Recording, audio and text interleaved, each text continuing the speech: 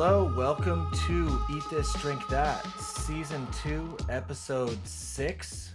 We are taking a new direction this season, and we're going to lead off with Steve Greer, expert of beverages and spirits. And of course, we have Ali, TV host, food connoisseur, and I'm Ryan Crosby, producing. And let's kick it off with Steve's Drink That for today. Yeah, what are we So drank? we are we're running through the Rhone. So it's another river. We did not plan this at the beginning of mapping out season 2 at all. We had the rivers of Spain for episode 1. We did the Loire Valley, a very, quick overview of the Loire Valley. With a lot of rivers. With a lot, There's one big river. Yep. Now we're going to the Rhone, and this is one of the most important wine rivers in the world. Rhone is a little easier too for people to kind of tackle. I did buy a bunch of wine, so it's not just 1 or 2 bottles; it's 6. We're gonna do a white Rhone. We're gonna do 2 Côte de Rhones, which is almost. I'm gonna bet. I know that Côte de Rhone. I know it. Yes. We mentioned that, I think, the last cheap episode. And drinkable. Cheap Yeah. and drinkable. And I bet it's everybody's entry into the world of French wine without feeling fearful of buying it on the shelf. It's easy to pronounce. It's easy to drink. It's inexpensive. Wait, is that a thing? I mean, I am so shameless about my butchering of everything. Part of it's kind of a thing for me to just like kind of say words a little weird. Yeah. Sometimes it's intentional. Sometimes I'm just happy to be off. But does that? I mean, you've slang wine for a long time. Does that like intimidate people? Like, Yes. if you just give them like a weird name, they're like, I won't try. It could be the best freaking wine ever, but they won't get it because they're afraid of saying it. Yes. It's Yes, gotta be. especially at a restaurant. They'll just defer. Don't want to. You're trying to ball. You're trying to be the man. You don't Or the want to woman, look like or a whatever. dummy. Yeah. And it is intimidating. Italian wines, German wines. I mean, these are intimidating things to pronounce and even know what they are, because most people are just, they want to have a nice glass of wine. They really don't care if it's uber special unless someone tells them it's uber special. They're not going to go out and say, I'm only going to drink uber special wine and I want to have my list of 10. They'd rather just say, oh, I know Côte de Rhone. I know Châteauneuf-du-Pape. I know Napa Cab. I know, whatever it is. It's Yeah. easy for them, especially at a restaurant. But it's also intimidating depending on the wine shop you go to. If that wine shop vendor is kind of snobby and douchey, it's going to be very difficult for people to feel comfortable buying wine and experimenting outside their comfort zone. I think we just hit our mission statement. Yep. We're gonna end wine guy douchery, and you know it's true. Between your sommelier stories, I've been there too. Where the guys just, it's weird. It's a car salesman.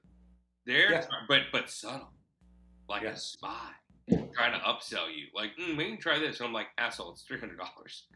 Bottle's $300. No, I'm not doing that. I You know, looked up. also, go sorry, ahead, Ryan, Steve. go ahead. Oh, Go okay. ahead. I was looking up Rhone wine, and I noticed we have some a lot of stuff that we haven't really touched upon yet. I'm seeing Syrah. I'm Yep. seeing Viognier. I'm seeing Yep. another word that you haven't really brought up, which is appellation, which is Yep. kind of So I'm seeing a lot of cool stuff for this topic.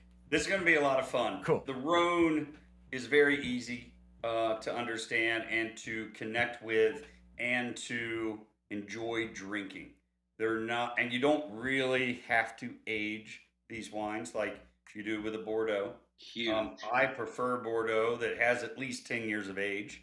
Most people aren't going to sit around and put this in a wine fridge for 10 years. So there's a lot of reasons the Rhone is super easy. I'm going to make one last comment on the douchery of there's Right. there's a self-importance that comes through when most people are talking about wine. They don't want to inform you. They want to show you What they know. how much they know. That's a big difference. Yeah. And if you're just sharing something to inform somebody, it's going to come off a lot less snobby and douchey than if they bumble up and say, "Do you know that is a pedestrian wine?" I've used that word a couple times this week. Yeah. Actually, myself. Yeah. I use it all the time. I do the motion. I imitate that psalm to a lot of my wine friends, and Wow. it's awesome. So let's go to the Rhone. The Rhone actually was the first wine I geeked out on. It was Northern Rhone Syrah, back in late '90s. Syrahs are Where I- red, right? This is a red Yes. wine. Yes, the Rhone is primarily red wines, but they do make white. They do make rosé. It's divided into two areas: Northern Rhone, which is Syrah, Viognier; Southern Rhone, which is your Côte d'Aron, Châteauneuf-du-Pape, the villages, Gingendas, Rosto, When you say Vaccaras. Jigendas, can you spell that for me? Because I feel like what's really tricky about, frankly, wines that aren't like that, the American like Cabernet. I get it. Yeah, it starts with a G. Okay, I G-I-G. knew it. I always said it wrong. I used to call it Gigandas. Gigondas. Gigondas. It sounds like Quijones or something. Yeah. Well, I was going to So- say. That's the other fun part about the Rhone is there are larger producers, and I chose a couple of the larger producers that you're almost going to find at every wine shop, if not grocery store, in every state. Okay. So it's a little easier for people that are listening to be able to go grab one. So I'll show you what I did. There are some interesting facts, actually. So let's go back to your point about the grapes. Syrah, Grenache, Mourvedre, and then in Châteauneuf-du-Pape alone, they're allowed to use 18 grapes. In one bottle of wine or just In one bottle of wine. Oh, shit. But no one's doing all 18, but they're legally allowed a to. mix? Okay. Châteauneuf-du-Pape was the first AOC or appellation in all of France. I think it was 1936. I forgot to look that up. And AOC I love to just nail the 101s. AOC is the government of France says, Yep. this wine, if you're going to call it this wine, it's got to be this, and this, or Yep. whatever the rules are. Yeah, they cover alcohol levels. They cover what grapes are allowed to go into it. They cover sometimes they cover how it's grown, how it's trained, the soils it can be in. But important part is the line that it has to be. So you can't grow Châteauneuf-du-Pape outside this little circle. And that protects the quality that is in the bottle with that name on it. That's really what it is. And is this They do is it this for an cheeses, they do it for a appellation or is this terroir or what would we call this line? So it is based on terroir. Okay. A lot of it is based on terroir. Okay. In Châteauneuf-du-Pape specifically, there are different soils. There are these little stones called galets that will hold in the heat at night, so Nice. it doesn't get too cold. It helps with the ripening of the grapes. All of this really is mute now with global warming because Châteauneuf-du-Pape is seriously struggling with too high of ripening and too high of an alcohol content. Interesting. So Interesting. as your grapes ripen, you get more sugar, and that sugar translates straight into alcohol. So if you get a grape with a lot of sugar and it ferments dry in the fermentation tank, that could easily get up to 16% alcohol. So I'm they're okay. trying to figure I out will- ways. I can handle I that. could step. If they have a problem and they want to get rid of that, I will tell you. In my forays into wine, Châteauneuf-du-Pape popped up for me. I was making duck. Grilled duck breast, and I was told to get that wine. like I couldn't. It's in my recollection. I don't think the bottles start until you spend at least like 40. You know what I Yeah. mean? Okay. And I feel like it was one of those wines that like it's not like that California Zinfandel that you're just cracking at a party. You know what I mean? It was like I had to make this duck, and like I put a lot of work making this duck breast like Yep. as proper. So this as is a possible. heavier wine. What you like? What there's more Yeah, these alcohol are content. richer. But, Go ahead, you know, Allie. well, I mean, correct me if I'm wrong here, but it was one of those things where it's like, I don't think any of them are as heavy as, like, if you're, like, going through the paces of Napa Valley Cabernets. You know what I mean? I guess I mean like heavier alcohol content, I guess. No, I don't know. That's true. That's very true. They're not, so you're going tiers inside these Appellation Origin Control AOC. It starts with the generic Côte de Rhône, which we have 2 Côte de Rhônes that I'll show you. And then you go into Côte de Rhône Village. You're going to spend a little bit more money. I didn't know this. There's a level. Côte de Rhône was always like good and cheap. You know? This is good and cheap. One is 15, the other one is 20. Then you go into the villages. Your Gingendas, your Vacaras, your Rosto. You can go anywhere from 20 to 40 there. And it's funny you mentioned $40 for Chateauneuf du Pape. I spent 42 on the Chateauneuf du Pape. Charbonnier, it's just a CDP. You can go even higher. Okay, so I really like this producer. That's why I bought it. So to dumb this down, this is a region. Is this a grape? Like for the like Chateauneuf du Pape? So, like, great point. The Rhone is a river that runs from the north down to the south into the Mediterranean. It's also a region, and it's a large region. So, and then inside that Rhone region, you have the north. So Saint Joseph, Hermitage, Gros Hermitage, Condrieu, which is 100% Viognier. Those are the Syrah regions up north. They're on granite cliffs, high mountains, really cool. It's amazing to even look at, just to drive through.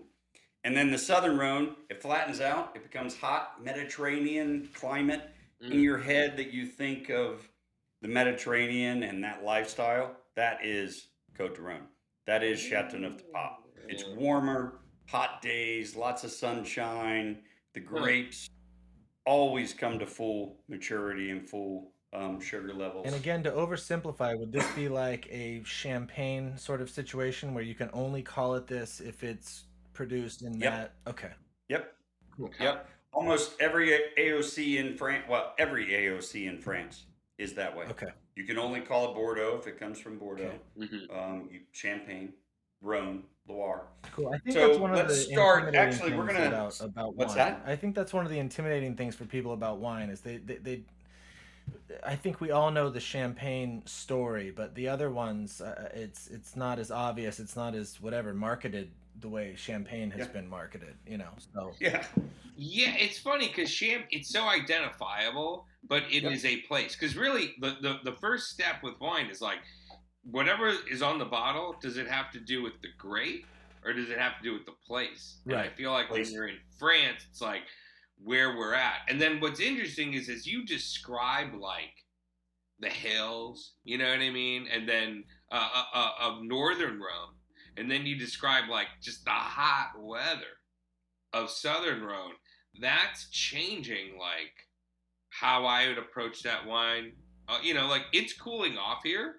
I'm thinking northern Rhone. You know what I mean? I'm not thinking of like that Mediterranean, like on the beach having shellfish. What does this have to do, Steve, with the French Riviera? Again, to just get really sort of Okay, so simplified. it's right above the French Riviera. That is Provence, is that Riviera area where you're getting all those beautiful rosés from. Okay. And then south of the Rhone, down by Marseille, you start going into very difficult to pronounce words that people almost would never, ever know what the hell that meant. Languedoc and Roussillon. I would say I always said Roussanne, which sounded very French to me. No, Roussanne is a grape inside the Rhone, but Roussillon is this region down by the border of Spain in the mountains. Nice. Yeah. Cool. Yeah. So, So I'm a this little whole lost. area. I was on the river and I got a little lost, but I'm still in France. Okay. Yeah. Okay. But let's start with a white because everybody thinks of Rhone as red. There are two whites, really. There's Côte de Rhone Blanc or, Southern Rhone Blanc, because you can have Châteauneuf-du-Pape, you can have Côte de Rhone, and then you have Viognier, Condrieu up north in the Northern Rhone. This is from an amazing producer of reds, Châteauneuf-du-Pape, Chateau Piguet. That's a legit bottle. I'm gonna say that straight up. That doesn't look like something I'd see in the supermarket. And even though we know this is going to be affordable, that looks like I feel like I would walk into a restaurant and I'd be like, "Hey, Mr. Sommelier, pedestrian this," because that thing looks like Dracula's stash, dude. Look at that. Yeah. And so what kind of grapes are these? So this one's a little weird. It's not grapes you're probably ever going to know. Claret is the base. So it's a white grape called Claret, 40%. Beurre Blanc, 30%. Grenache Blanc, 20%. And there's a little bit of Uni Blanc or Trebbiano, 10%. So you get these beautiful citrus notes. Very cool. Bright acidity. It's not overtly fleshy and dense like a Napa Chardonnay. Okay. This is just light on its feet and bright and pretty. I like that description. It's not dense. What am I eating with that wine?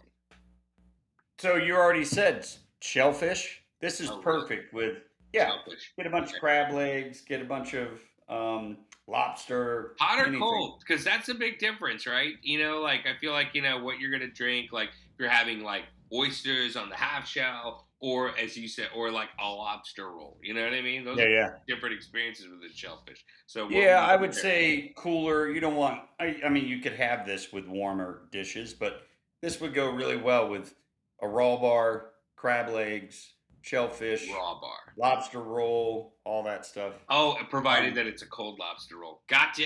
You got me. Good stuff. Bingo. What about Sam? That's a really good point about the label. So there is history that goes back. So Pliny the Elder, the 1st century, wrote about the wines from this region, from Rome. Who are you talking about? Someone from Lord of the Rings? Seriously, I mean, I know Crosby had a point, but I'm not letting that go. No, Who the hell is have a good Pliny point. the Elder? So he is a Roman philosopher. It's also a famous beer. I just went to my local deli and they were like, we just got this rack of Pliny the Elder and it's on heavy discount, and they were trying to sell the whole thing of Pliny the Elder. Anyways. Yep. Russian River Brewing Company up in Sonoma, they have a beer. They have two. They got Pliny the Elder and Pliny the Younger. 2 beers. I think you mentioned Pliny the Younger yesterday in the IG Live. IG, okay. Yeah. So Pliny the Romans are writing about this region 1st AD, 1st century. Okay. So it goes back pretty far. Okay. And then we'll get to this in a little more detail with Châteauneuf-du-Pape. But the Pope of Italy, of Rome, decided to move and set up a new residency in the Rhone in like the 13th or 14th century. Dope as hell. Yeah. Okay. Yeah. If the wine's so good that the Pope, back when the Pope was like really, I mean, the Pope mobile's cool, but back then that dude, he swung it hard. Let's be honest. If dude was like, we're going to Rhone. That's what's up. That's crazy. Old school Pope from whenever AD. Okay, noted. Well, mind you, Europe too. Like everything's so now, much Southern closer. Rhone or just Rhone in general? So he set the house up in Avignon in Southern Rhone, which became Châteauneuf-du-Pape, which is where all these crazy crests come from. It goes all the way back to the Pope. Nice. Yeah. Okay. There's a lot of history in this region. When you go to this region, that is Dracula style. We'll call it Pope style. Yeah. And when you go to this region, there's Roman ruins everywhere. There's Roman Oh, stuff wow. all over That, southern France. wow, very Yeah, cool. All yeah. right. It's really cool. But let's go over to the Cote de Rones. Just basic. Ollie's running into the store. He grabs a Cote de Rone. It's true. I don't know if we brought this up prior. We were talking about it when I first met Steve. He was working at K&L Wine Shop. We went to K&L all the time because they had a monthly wine subscription. We got the cheap one. Like it was $20, 2 bottles a month, and I swear to God, it was basically always Cote de Rone. It was Yeah, always good. always. After a while, I got sick of it just because I'm like, this giant wine store, there's a zillion things out there, but I clearly was not going to drop a lot of dough Yeah. because I signed There's up. plenty of other regions with inexpensive wine that's very good besides the Rhone. So it It should was have all been Rhone. called. It was all Yes, Rhone. all It was Rhone. So much Rhone. It was Rhone every single month. Rhone. It was Every in month. Rhone. Yeah. Every month. I was like, Yeah, yeah. surprise. Because you didn't know. Then you open it up and you're like, I had no idea. Yeah. Cote de Rone. Wow. Yeah. Ollie, you got to spend more on the subscription next time. Clearly, Yeah. I failed. Yeah. So I got a funny K&L story right now because one of the wines I bought, I have had many, many times, Escavale. It's funny, this Black Beetle, the wine is kind of named after this old weird story about the monks that lived there centuries ago. Uh-huh. They walked around the hills with black hoods Mm. over their heads, Sounds monkish. and Some of the monks do that. their nickname was Black Beetle Interesting. because they looked like black beetles scurrying around the hillsides. You really need to have that out there because I'll tell you right now, I tend to not buy things I consume with the frickin' bug on it. I was like, that's digress. Unless it's like the Chapuline famous Mexican taco where they make it out of like grasshoppers and Yeah. bugs. So to save are the those world, black whatever. beetles actually out there in the region as well, or is this just the monk? I'm gonna guess they're probably there since that's what they were comparing the Yeah, creepy monks it seems to. like that would be. Now they're creepy monks. Because Yeah. I mean, part of a great wine experience is obviously going to the region, and then hopefully, if someone is enlightening you to stuff, you start learning about the insects and the other plants that are growing around the grapes Yeah. and how that all plays into one another. So I'm assuming that black beetle is hanging around there. I'd hope, Yeah. other than just the Yeah. monks. That's a really fun point too. There was a bug. We'll call it a bug. I think it's called a louse. It's called phylloxera. It wiped out most of the vineyards in Europe right around the turn of the 1900s. Really? Mhm. But the first wine region that got affected by it was Châteauneuf-du-Pape. Mm. I think in like the 1860s or 1870s. So bugs do play a big role. Sometimes they're pests to the vines. Sometimes they're beneficial, like little beetles. There's all kinds of stuff like that. But yes, you can dive down rabbit hole Like after when rabbit we hear hole. like vintage, when we hear that term, isn't that referring to the plant being there for a very long time? No, so the vintage is when they actually When they harvested harvested, these okay. grapes. So this is a 2018. This is harvested in September or October of 2018. This wine actually, funny story. I was trying to look up some information about this, and a K&L descriptor came up right. from 2007 Who vintage, wrote it? and the review was me. I knew it. Amazing. It was pretty funny. But this is from the village of Resto, but it's 70% Grenache, 30% Syrah. It's all stainless steel. So they that's don't Cote de really- Rone, Southern Yep. Rhone. And how much Yep. did that cost, you think? It's only $15. That is cheap, man. Like, Yeah. straight up. Like, especially in this day and age, $15. That's Yeah. And then Ollie, you asked about temperature. Is this going to be room temperature? Is this going to be 50 degrees? What's going on with this kind of red? I like Rhone a little, so let's just 40 degrees 40. for your refrigerator. If you pull a white out, like this Cote de Rhone Blanc, I'm going to want that around 50 degrees. 40. a You just big said Napa 40 for the Cab first or time. 40 seems cold. You've been saying 50 pretty consistently. So 40? yeah, no. So I'm just saying, if you were to throw these in your I see. It refrigerator, would be that's what the temperature is going to gotcha. be. Your fridge runs right around Okay, 40. gotcha. Thank you. Maybe a little cooler, 38, but you don't want to drink stuff that cold. Okay. That Cote de Rhone Blanc right around 50. These Cote de Rhones, I like them with a little chill on them. I don't want them at 65, 68. Interesting. And you were kind of, I think, saying in contrast to like say that big Napa Valley Cab Yeah, or Zinfandel, you actually want those Cote de Roses to a slight chill, if just you a little chill, just okay. like a Beaujolais or like a Pinot Noir. Okay. You want it around 55, So maybe what? In the 50, fridge for 60. 20 minutes?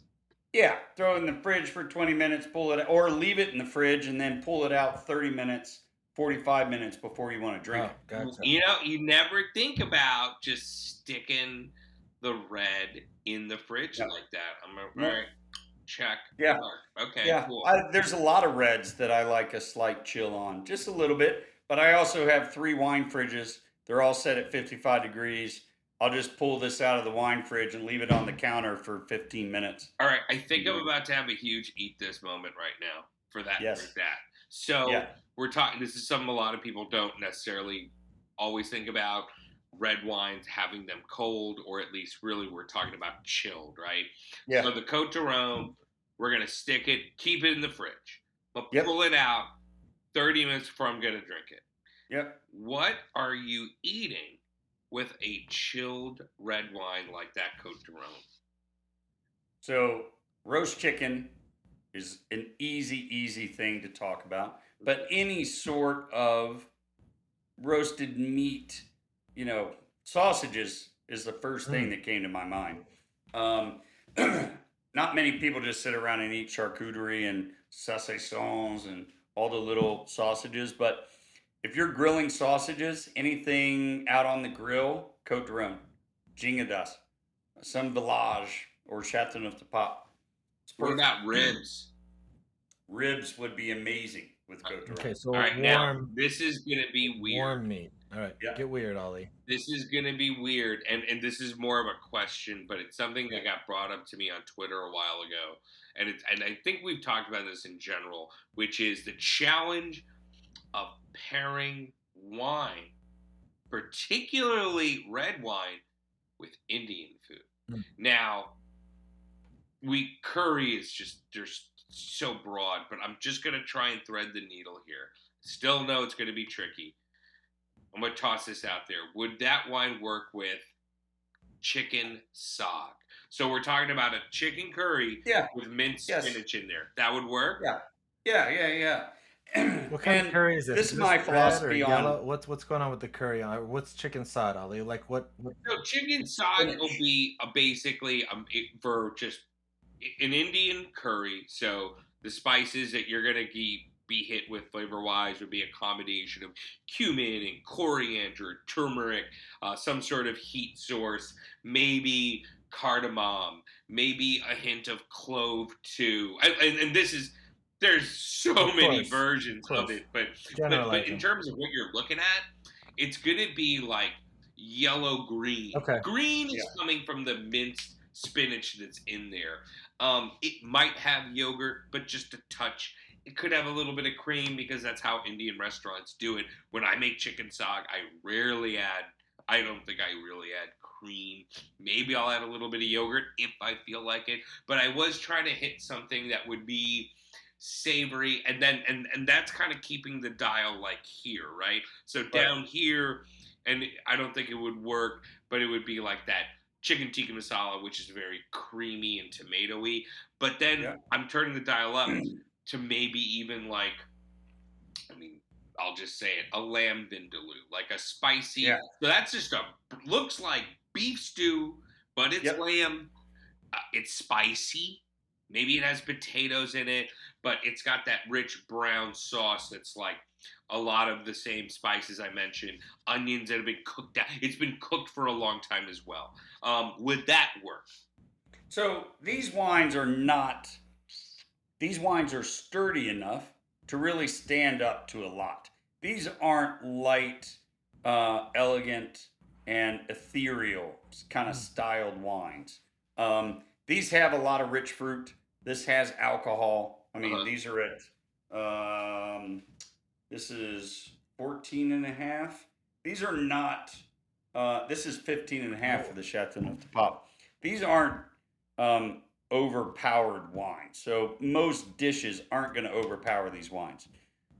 There's no reason why you can't try these wines with lamb vindaloo, saag, Indian food. Uh-huh. We've talked about this before. My philosophy on pairings, outside of doing some big tannic red with a fish, and there's a chemical reaction that happens, it's going to come off metallic. There's no reason to overthink food pairing. I guess for me though, the fact that you could add a chill, you know what I mean? Yeah. Because a Yeah, curry yeah. is also a hot food, and I'd also Yeah. just add to it this. You know, Steve's an open-minded guy. He doesn't want to ever tell people that they're wrong. I get that. He's wearing the white cowboy hat. That's fine. That's great. We need that, John Wayne. But at the same time, you can't tell me that a Riesling or Gewürztraminer, a sweet wine from Germany or like East France, doesn't rock with Thai curry. You know what I Oh, it's mean? amazing. Like, it's genius when you have that sweet Yeah. wine that might be too sweet on its own, but you have it with like a Thai curry, and you're like, this is Yeah. cool. Yeah. And No, that's what I'm there trying to go. Because it's there hard are for wine to exceptional it's hard for wine pairings. to behave, I think, in a curry setting. It's a weird thing, you know. And I was rolling the dice that maybe temperature has something to do with it. Yeah. White wine, cold, curry, hot. You know, Yep. it's spicy. It might make you sweat. Chilled It's red. hot food. You know what I mean? Yeah. So that's what I'm trying to figure out. There are classic food pairings that just like the German Riesling with spicy Thai food. It's perfect together. Perfect. Foie gras and sauterne is perfect together. Yeah. There are other dishes that are traditionally very difficult to pair. Indian food, asparagus. There's a list of other foods that are just very difficult to pair. My point with Indian food, because of that slight chill, those Coterones are going to be fun to drink with Kinda cool. Indian food. Nice. Yeah.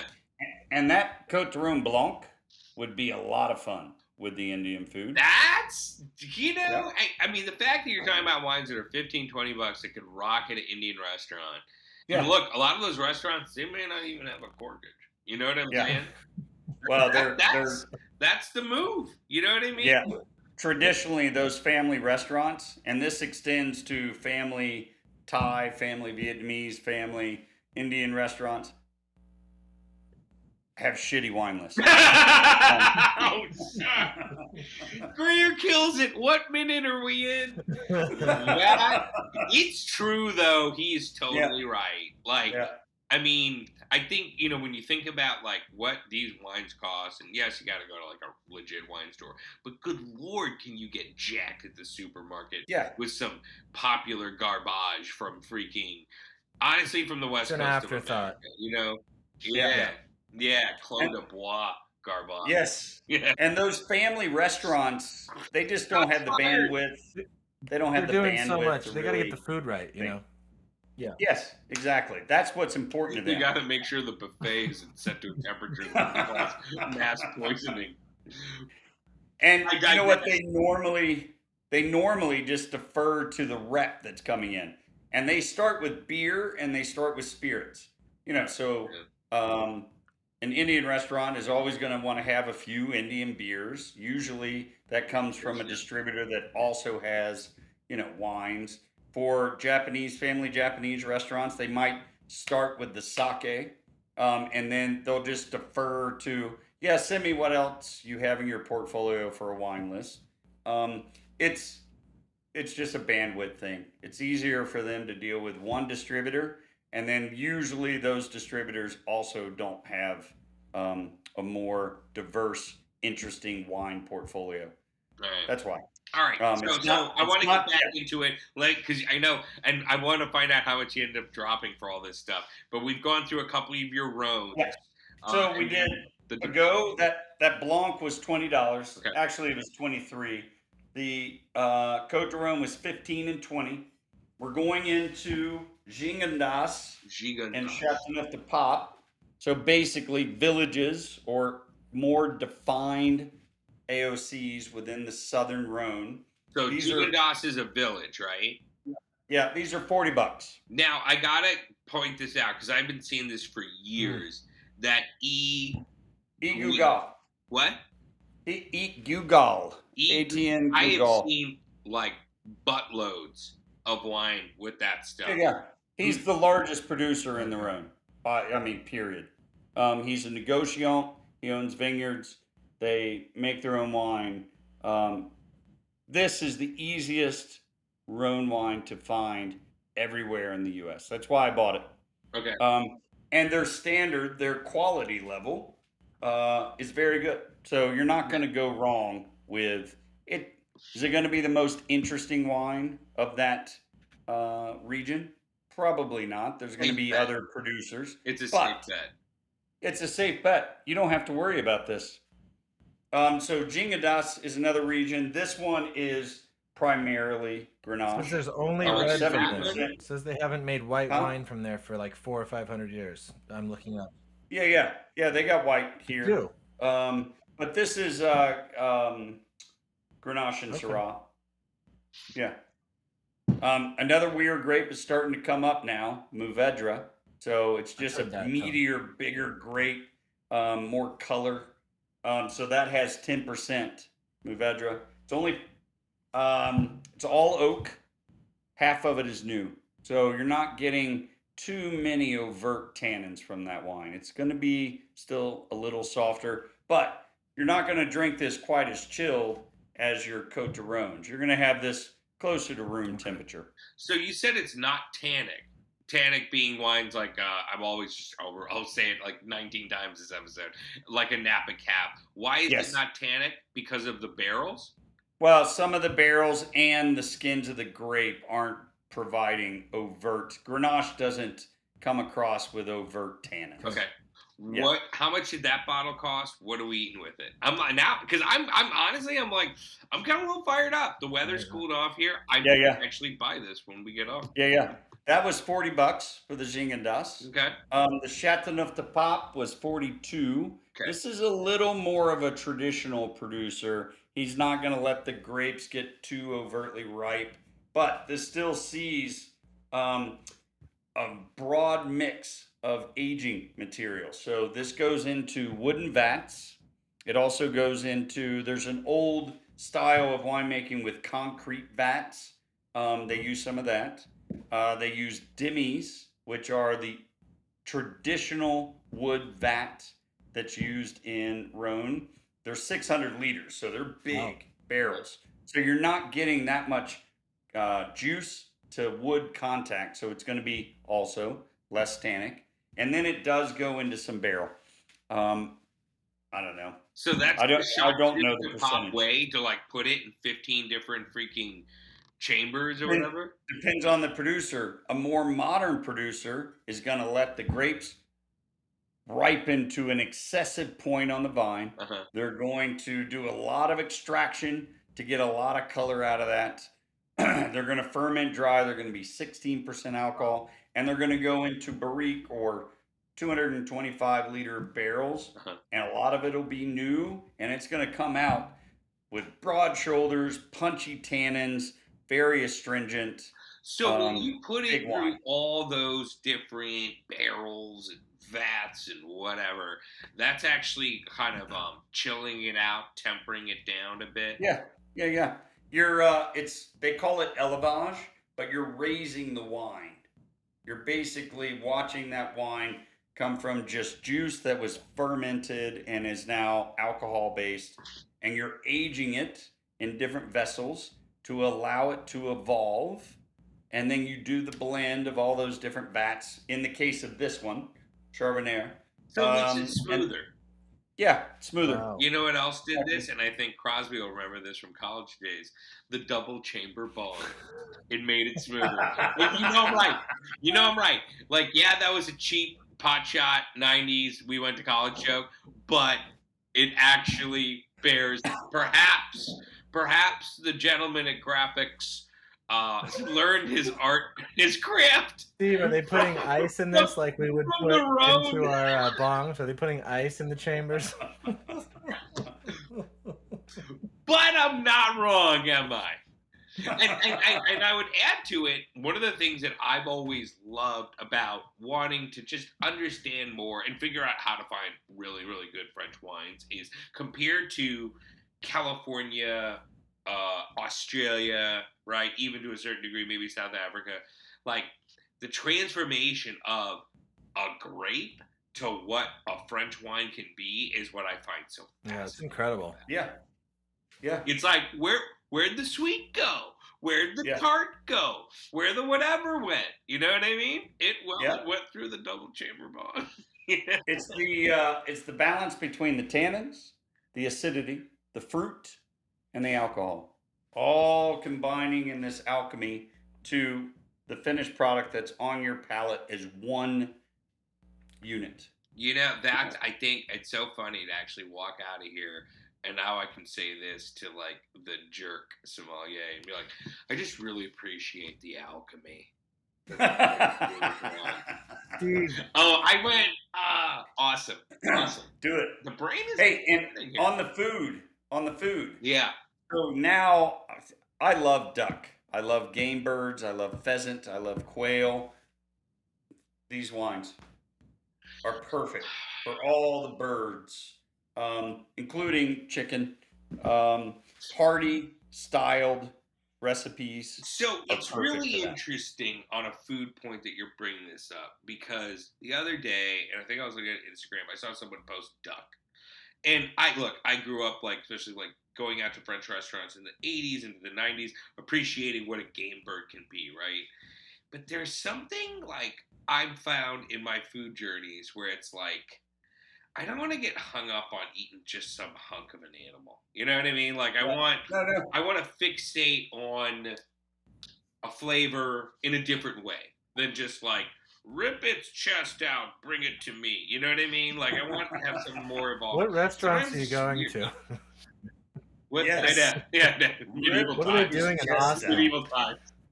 I know. Well, yeah. You said there's no rights out there, so they're just ripping the chests out of pheasants. Oh yeah, no. Oh my God, yeah. I mean, it's like, it's like a milk-fed chest ripper. Oh, this is chest ripper quail. Awesome. She ripped it out. Mother was there watching the whole thing. Very traumatizing. But so you're saying these things like game bird, duck, stuff like that. I'm trying to think in like kind of the modern context how I could enjoy this stuff, and also in a kind of an unconventional way, right? So beyond just like a protein on a plate.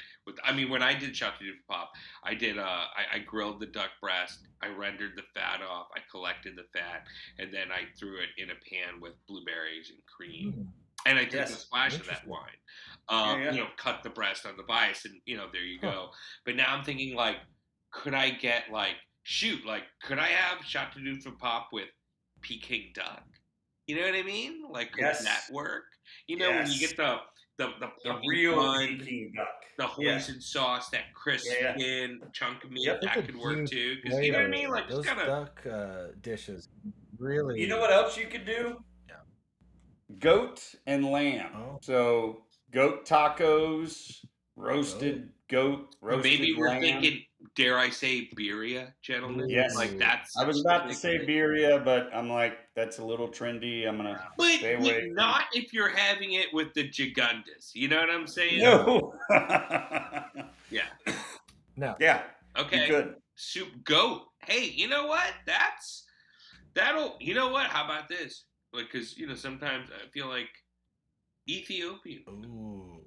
A what? Would that work? Did you guys ever go to Little Ethiopia in LA? Yeah. Freaking amazing. It's one of the gems of Los Angeles, I would dare to say. Yeah. Culinary. Yes, it Yeah, is. it is. Totally. Yes, it is. Totally. Steve, I wanted to ask you. You've mentioned Grenache a lot today, and is there any other sort of remarkable grapes that are coming from there? I saw like Muscat. Syrah is the one. Syrah's the champion. and that's actually our last wine Okay. today. You know They what's they crazy? grow. I have freaking seen that bottle before. Yeah, I'm yes, you pretty have. sure I bought it and took a picture of it Yep. because I was So like, that's "Yo, why I this is bought this. delicious." Yeah, that's why I bought this. This is it's not as big a producer as Gigal, but it's Is pretty that a big Chateauneuf producer. de Pop? What is that one? No, so this is Saint Combe is the producer. They do their Cote de Rhone, by the way, is amazing, and it's 100% Syrah, no Grenache whatsoever. Okay. They do a multi-vintage, kind of cheap Solera method where they have like 3 or 4 vintages that blend together over time, called Little James Basket. I want to say it's $15. It's also really fun and good and light and easy. This is actually their Northern Rhone. They do an Hermitage and a Crozes Hermitage, I believe. This is Saint Joseph.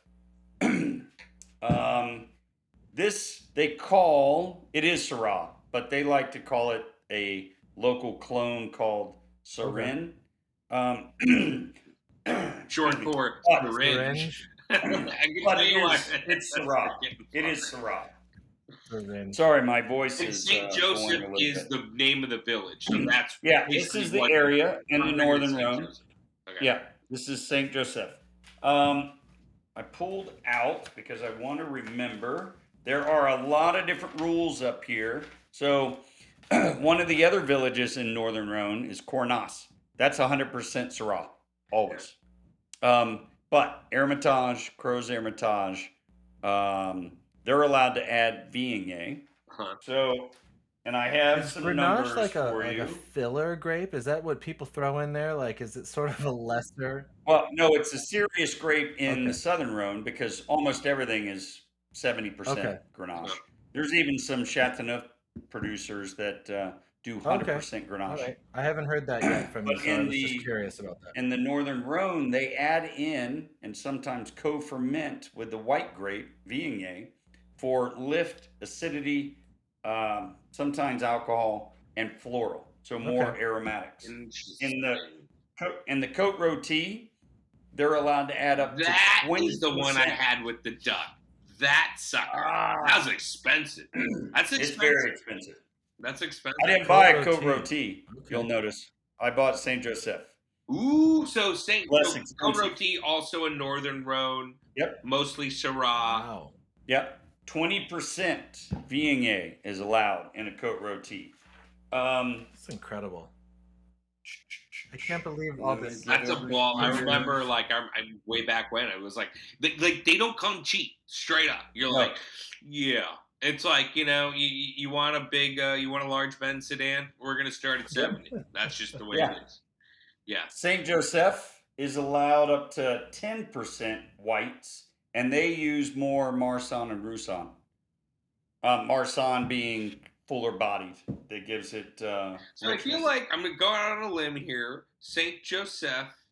I don't mind you. I didn't say Joseph. I said Saint Joseph the way Oh. Steve said it. And Cote Rôtie strike me as two kind of like pretty good Northern Yeah. Rhone Syrah wines. Yep. Is the Saint Joseph kind of like the poor man's or like the better buy?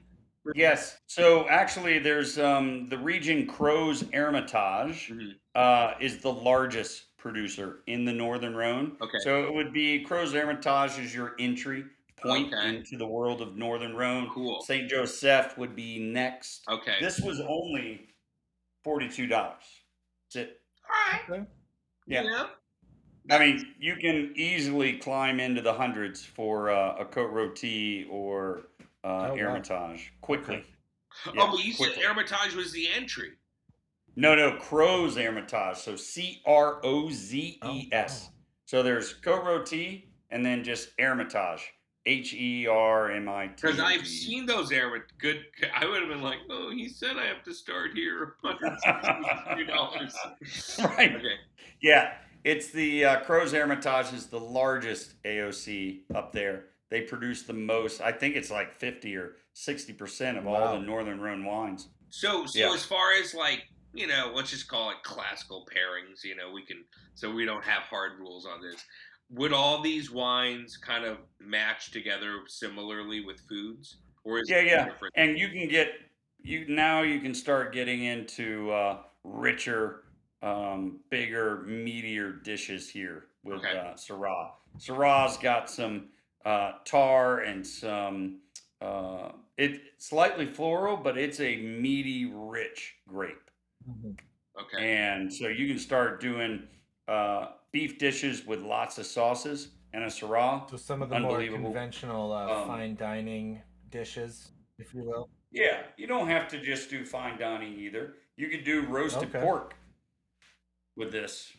It's a big wine, so more tannins, a little more alcohol. Uh-huh. Not quite the alcohols of Southern Rhone, but these are rich, meaty wines. Could you have it with just prime rib, standing rib roast, Yes. Christmas Oh my roast? God. Yeah. Yeah. Yeah. Yeah. We Yeah. get the oh my god. Okay. Yeah. I Um. love prime rib. I immediately think of Taylor's Steakhouse, prime rib, That, Oh. and that St. Joseph. Yeah. Ooh, good to know. So I feel like, um, people think in my mind, I'm always thinking about like these like kind of like big like California's infidels and the cabs, but I always feel like they actually are. You think it would be good, but it's not. It's like I want to think about steak while I drink that wine, but then if I'm Yeah. Yeah. actually in the act of like hunk of like perfect rare to medium rare prime rib, dunking it in the au jus, and then splash down Yep. that Saint Joseph, maybe the roti if someone else is buying. You know what I Yeah. mean? Yeah. But that's actually a very good steak wine, is I think what you're Yep. saying. Yeah, and how much more exciting is it to order a Northern Rhone, a Crozes Hermitage or Cornas Saint Joseph, than going, I'd like the Napa Cab. Or Bordeaux. I was going Yeah, to say or Bordeaux, which is going yeah, to, frankly, cost you a lot more money, right? At a yeah, restaurant. yeah. Yes. Yeah, this is going to be less. A Saint Joseph or a Cornas or a Crozes Hermitage, you're getting a high quality wine for less money. That we're getting good at this. I'm seeing Yes. like that's the whole point right there. All right, I got a That's- question. It's only $42. I got a That's question it. here. What about, we mentioned this with sort of the pub food, and what about fried stuff? Like, what about like a fish and chips? Like, what would we pair with something like that? This would It overpower would fish and chips, all except for that Cote de Rhone Blanc and That fish would and go good. chips would be So really like fun. a red. I don't usually do reds and fish just because there's that possible chemical reaction. It could possibly be metallic tasting. Interesting. Yeah, I like to stick with. There's too many great whites in the world to not drink white with fish or rosé. So you have a little more kind of brighter, higher, prettier strawberry tones where you with the fruit from the wine. Mhm. Yeah, there's just too many great whites and rosés to not stick with those with fish. And then start in here, but fried chicken sandwich. I was and gonna that, say because that I Cote like de your Rhone. fried. So let's move it up. We fish from Filet-O-Fish Friday. Can eat meat on Friday. Catholic school joke. Not Catholic. So fish. Okay, fried chicken. What of those Yeah. wines? What works with fried chicken? That Cote de Rhone. Okay. Those Cote de Rhones with a little bit of chill on it. With you could even have a spicier fried chicken, a Nashville chicken. But that Cote de Rhone Blanc, I mean, that Cote de Rhone Blanc is very, very versatile. You like that one? Yeah, or and there is Chateauneuf de Pop Blanc. You're going to spend a little more money. It's a little more rare. They don't make a lot of it. But that's also an interesting white. And then we haven't even talked about Viognier. Full-bodied, higher alcohol from the place called Condrieu. That's also a very versatile. That's also in the Rhone as well. Yeah. That's up there by Saint Joseph. Okay, so I want to keep moving up here. Oh yeah, this is a tricky one, but possible. Schnitzel, like schnitzel Milanese, like a pork, right? Yeah. Oh yeah. Yeah. You brought Oh, up the yeah. pride. I want to keep. We're gonna go through all the animal kingdom. Yeah. There's no reason why you can't do. I was also going to mention don't forget pasta, meaty pasta sauces with noodles. These wines will be great, like a lamb ragu with penne or something, with that Chateauneuf de Pop, or even the Cote de Rhone. Pork schnitzel with these wines would be great. Okay, what about I'm just obsessed with the DePop, the Hermitage. What was the cheaper Hermitage? Let's just focus there. Saint Joseph. Saint Joseph. Saint Joseph. Let's Would just that call it work Saint with- Joseph. What about this? Chicken fried steak. Ooh, Jesus. Where do you even find? Well, you're in Texas. Bingo. Probably Although you know what the irony is? It's not here in Austin. Okay. I mean, someone could make it for sure, but I think if you go to H-Town, you know what I mean? You're gonna find like those fajitas, those chicken fried steaks. They just have these kind of like, I don't know, older, you know, Tex-Mex, Texas type stuff. You know, Austin's like too new. You know, if they have an old school place, it's probably just like kind of like bad. You know what I mean? Doesn't chicken fried steak have gravy? Like a rich. Yeah, it's gravy? gonna have a country gravy. I mean, you should expect that going in. Yeah, I almost would think a white, like a Chateauneuf de Pop Blanc, but you could do the Chateauneuf de Pop or the Gingadas with it. I would stay away from all Syrah variations. Just you want something, meatier. Got it. Okay. All right. Okay. So how about this? I'm just gonna keep running. Yeah, come on. Because you know it is the thing. It is. I will say this, and this is a total sweet spot. $40 done. $60 done. If that is within my bandwidth to go. We're gonna have a really nice steak tonight. Yeah. And I'm gonna get this wine. Well under $100, mind you, too. You know what I mean? 40, 60, no problem.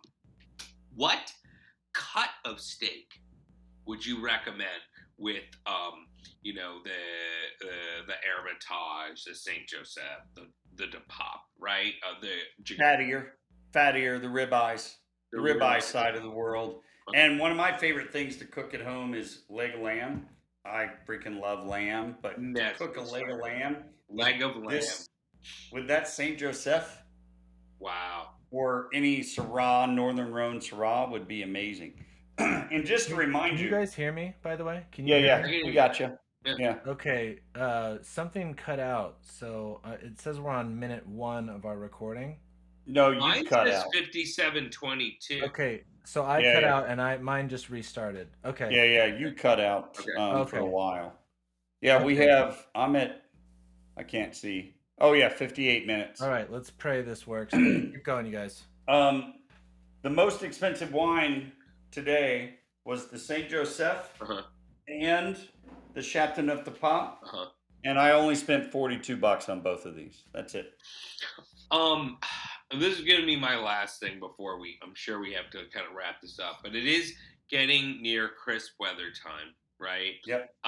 This is always tricky for me because you find, you know, these recipes start to pop up, like, you know, wine braised beef shanks, for example. Wine braised beef shanks.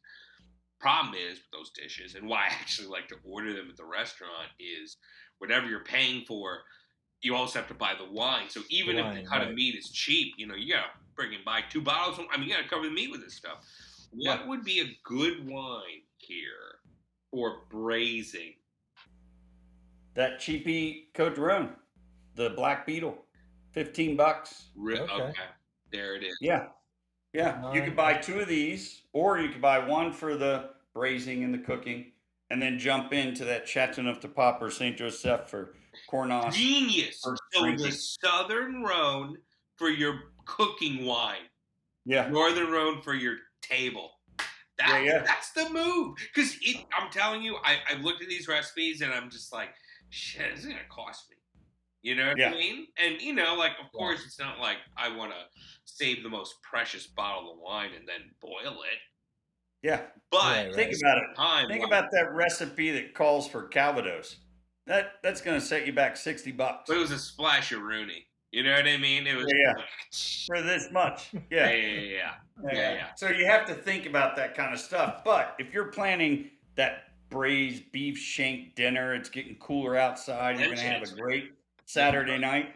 you get a Cote de Rhone for the braising, and you throw down at the table with your friends on the Northern Rhone or the Chateauneuf de For Pape. some reason, and maybe it's going to be a weather thing too, but all these wines you've talked about, especially these kind of like more expensive special wines, I think about braised meat dishes. Just seem Yeah. to be the way to freaking go here. Yeah. You know, I always go to roasted lamb, leg of lamb. That's like my go-to winter dish. I freaking love Wow. it. You can eat it for days. You can make all kinds of things out of leftovers because you're not going to eat unless you have 6, 8 people. You're not going to eat the entire leg of lamb. yes, I will. Like, you know We what? haven't seen Ali at the Renaissance Festival yet, obviously. Yes. No. Yeah, you know what? If we do, this should be a great. Well, now we can talk about this when we're offline. Yeah. We'll talk about this when we're offline. But I know we went a little long today. This is a big episode. We're at 1 hour. I but learned a lot, though. I have to say, I like, learned there, you know, like, what does this mean? And now I feel like I'm walking away with. I have an adventure planned. I know I have an idea for actually cooking things for this stuff that I'm excited about. So this is cool. Very good stuff. Very Awesome. Cool. Stuff. Well, Steve, good. any notes that you wanted to hit that you didn't get to that we may have glossed No, over? I think we covered everything. What an incredible a bit of knowledge you just gave us. There's a lot in the Rhone. I mean, and this is an easier region to really do a full overview of. Usually I like to, just pick out 1 or 2 AOCs within a region to talk about. This is a little easier because there's a lot of similarities. I feel like the within contrast southern. between north and south helps me kind of go, oh, Yeah. you know what I mean? Yep. There it is. Well, this was great, guys. I'm just glad we didn't make a terrible political joke about the senator AOC over the course of this conversation. good. You know what I mean? Oh, yeah. Yeah. Well, she's a congresswoman, but Yeah. Or sorry, but eat the She's ribs. serious. Yeah. yeah, right. Yeah. Well, cool. Well, thank you guys so much. Yeah. I've just been really enjoying this season. Steve, so much knowledge to give us. I feel like I need to watch this episode twice just to get it all in. But yeah, thank you. Yeah, it's been fun. Good This regions. was a lot of fun. Good regions. Great. Oh, yeah. I've got some inspired cooking to do here. Yeah. Ali, let us know if you splash any of this wine in some of your braised meats in the winter months here. I think it's going to come. I mean, it's, yeah. No, it's, there are a couple of things that I'm like literally slated to cook. Ooh, you know what? I'll throw this out at you, and we could be way off here, but something I might do is 2 years ago I did a Tejano Thanksgiving. So I wanted to incorporate Mexican flavors into Thanksgiving. So I did a a dried chili beer brine. So I did beer, guajillo, ancho, garlic, all the good stuff. Probably some spices too that I'm forgetting. Brined the turkey in that, right? Okay. Roasted it. Wow. And then I made a mole gravy. So what I did was I just did a basic roux, right?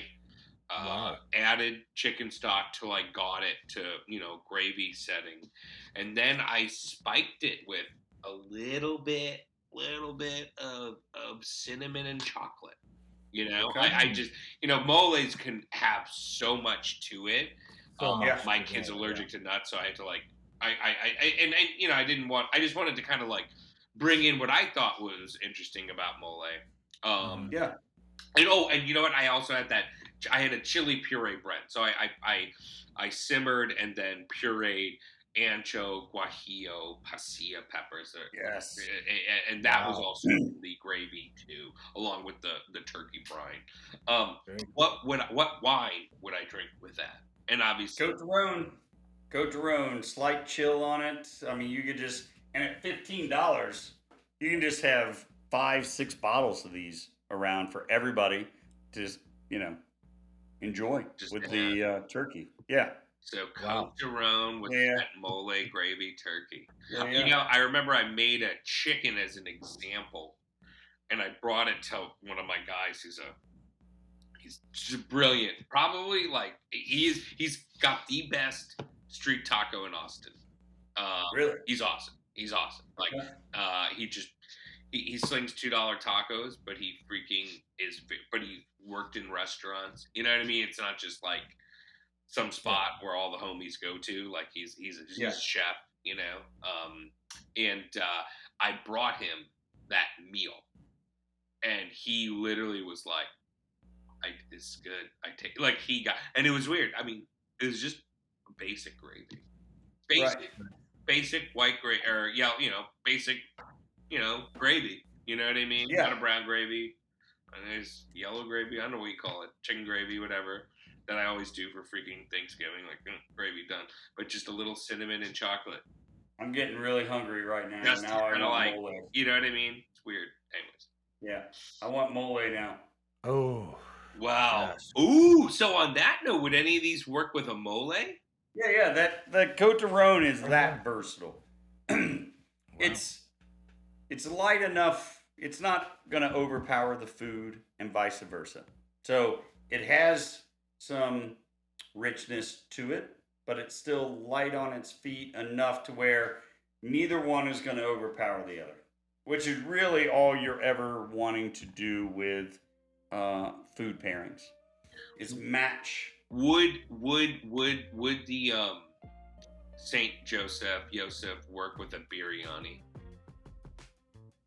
That would be it would overpower the dish. Okay, great. Wow, really? Impressive. Yeah. All right, we can go on. This has been a good one. I'm hungry. I'm gonna eat too. Thank you guys. Thank you guys for another great episode of Eat This, Drink That, episode 6. Yeah. Steve dropping knowledge like a mad scientist. So let's sign out and we'll catch up with you guys next week. All right. Bye, everybody.